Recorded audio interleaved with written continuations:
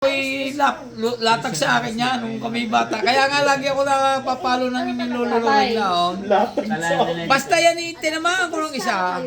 Ay, lagi naman din yung papatako diyan eh. Bakit ikaw? Di pa mamamatay na yun. Knockout yun, tayo knockout. Abay, ako may pagkalit na siya malaki naman eh. Panganay sa akin eh. Di masyado naman akong ibuli niya. Malagaling magbuli yan eh. Ay, yan naman paborito ng nasirang tatay.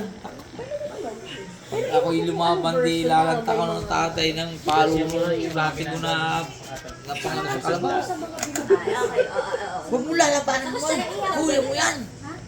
Alam mo yun din yung hindi ko minsan maantagdahan. Minsan hindi ko maintindihan. Pero yan talaga walang magawa sa asusuntukan niya. Walang magawa sa asusuntukan. Pera yabang, pera yabang. Ha? Pera yabang. Hindi, wala talaga. Pero yabang.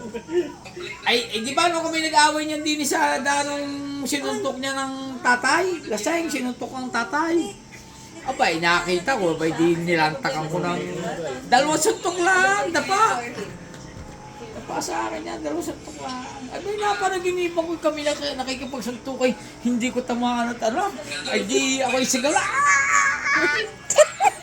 Hindi mo tinamaan kasi invisible na. Ay, alin pa lang kaharap ko yung padala, di yung suntok kong gayon ako. Aray, sakit.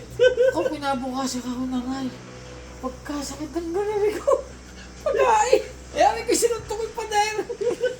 Maglagay ka kasi. Buti hindi katabi ang nanay kasi Oo. nanay na suntok. Kaya nga siguro nanay mo ayaw tumabi sa akin. Natatakot na siguro. Ano magandang gawin